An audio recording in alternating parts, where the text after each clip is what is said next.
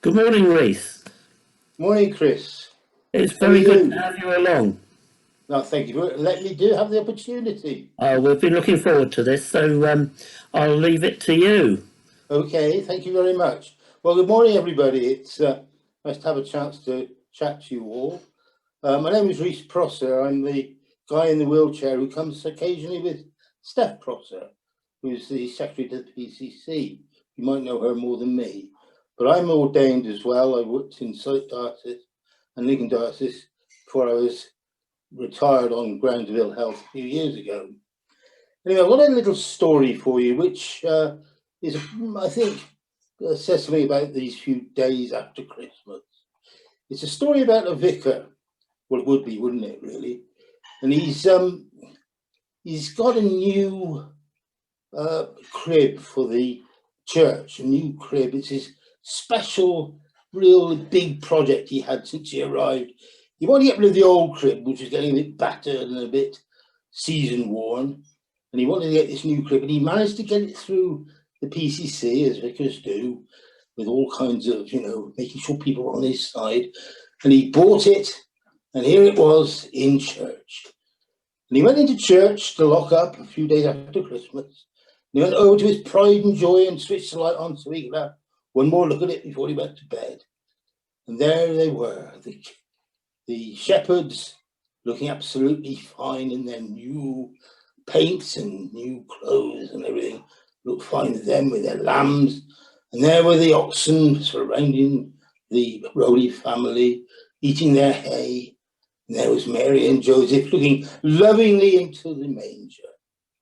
And there was nothing in the manger. What? Where had the baby Jesus gone?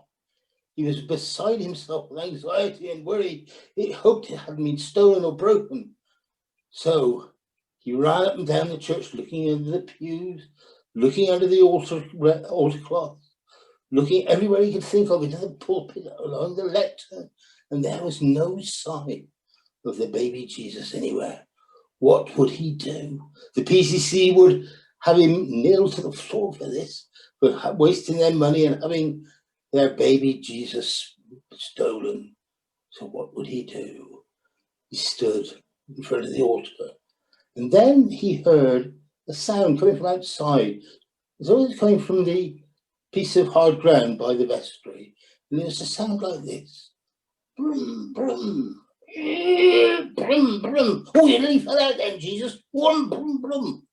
He thought, that sounds like one of the street urchins who play outside the church from time to time. He must have taken the baby Jesus. So he ran through the vestry, unlocked the door, and there was the little boy playing with the baby Jesus. And he had him in the back of a green lorry, a toy green lorry.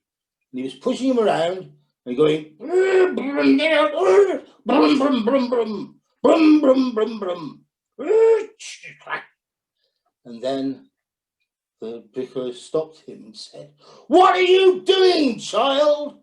Why are you running my Jesus up and down in that terrible lorry? He'll fall out and get broken and smacked. How dare you? How dare you, dare you, dare you? Pinch the figure of Jesus from the crib and bring and play with him out here. How dare you? Explain yourself, boy, explain yourself." The little boy was terrified. He'd never seen the vicar so cross and angry. And he said, "I didn't know vicars got cross. What? I'm sorry, vicar." "Explain yourself, child." "Well, vicar, it's like this. I wanted a green lorry for Christmas. And so he says to Jesus, if I get the lorry, I'll give you a ride in it.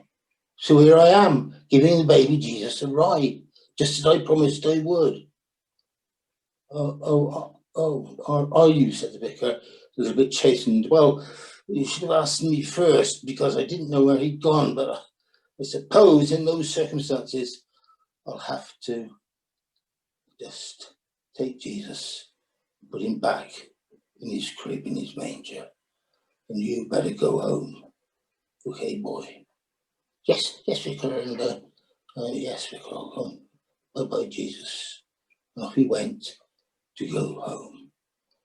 Now, the moral, I think, of that little story is that you can find Jesus in the most unexpected places. Sometimes in the manger, in the crib, sometimes in the back of a little boy's lorry. There is Jesus all around us in our lives, in the most unexpected places. And when we find him in those unexpected places, he comes to us and fills us with his love and reconciliation and healing power. May we know that love and power to reconcile in all our lives. Amen.